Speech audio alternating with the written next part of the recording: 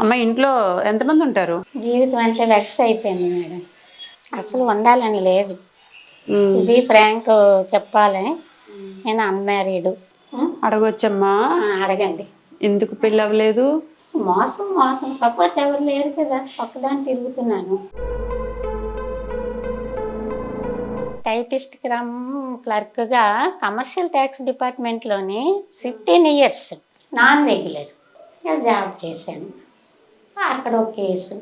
ఏంటది? ఒక్క senior assistant transfer మీద వచ్చి హెరాస్ చేశాడు. ఇంకొకటి చెప్పండి. సైట్ ఉంది, అది సేల్ చేసాం. బిల్డరు అక్కడ చీట్. ఏం చీటింగ్ చేశారు? ఆయన ఏమి సైట్ డెవలప్మెంట్ ఇవ్వలేదు, అక్కడ పొలంలో కూడా ఏది పండించట్లేదు. కొంతకాలం పండించినంత వరకు మీకు 10,000 ఎన్ని సంవత్సరాలు ఇచ్చారు? అలా పండించినందుకు కాదు మేడం,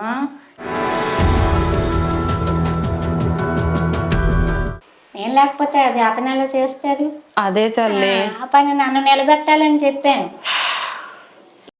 అమ్మ ప్రతిది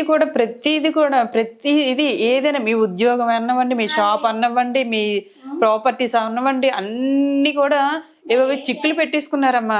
ఒకదానికొకటి చిక్కులు పెట్టుకున్నారు. ఎవరైనా విప్పుదామన్నా కూడా వాళ్ళకే గుచ్చుకునేటట్టు ఉన్నాయి మీ సమస్యలన్నీ కూడా. పెప్పర్ల సత్య గారు సైట్ మీరు డీల్ చేద్దామని చెప్పేసి తీసుకున్నారు కదా, అది ఏమైందండి?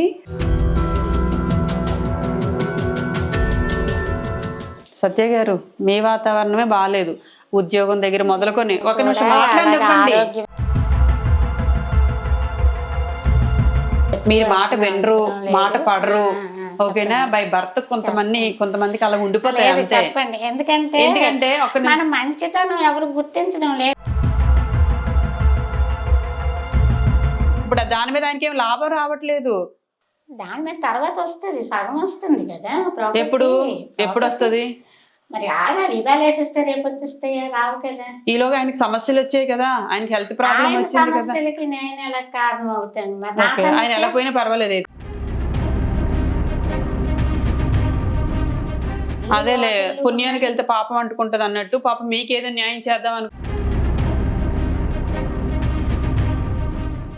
అమ్మ ఇంకో విషయం చెప్పనా, నేను ఇంత పెద్ద ఆరింతలాగా మాట్లాడుతున్నాను కదా, నన్ను వెనకాతల నుంచి ఎంతమంది వెన్నుపోటు పొడిచిన వాళ్ళు ఉన్నారో తెలుసా మీకు? ఉంటారు, మీకు ఇంకా ఉంటారు. మీరు పబ్లిక్ లోకి వెళ్తున్నారు, పొడుస్తున్నారు కదా అని చెప్పి నేనేం నా ప్రయాణాల్లో ఆపుకోవట్లేదమ్మా. ఆపుకోవట్లేదు, వెళ్తున్నారు. ఎంతవరకు శక్తి ఉంటే అంతవరకు వెళ్తున్నారు. ఇప్పుడు మనం కూడా అలాగే నడుచుకుని వచ్చాం. సరే మీరు మాట్లాడండి, అయితే నేను వెళ్ళొస్తాను, రేపు వస్తాను. మరి మీరు మాట్లాడుకుంటూ ఉండండి. 6 అయింది. నేను ఎన్ని గంటలకు వచ్చాను తెలుసమ్మా మీ దగ్గరికి? ఎన్ని గంటలకు వచ్చా? 3:30కే 3కి ఎంతకు వచ్చాను. ఇప్పుడు 3 hours నేను మీ దగ్గర స్ట్రక్ అయిపోయేటట్టు చేశారు మీరు. నిజంగా పెద్ద కాదే, విచిత్రమైన. మీరు ఇప్పటి వరకు చూస్తుంటారు, ఎన్నో చేస్తుంటారు. కానీ ఇంకో రోజు వస్తాను నేనైతే. ఒక్క రోజుతో ఆగేది కాదు, టు బి కంటిన్యూ 1 year.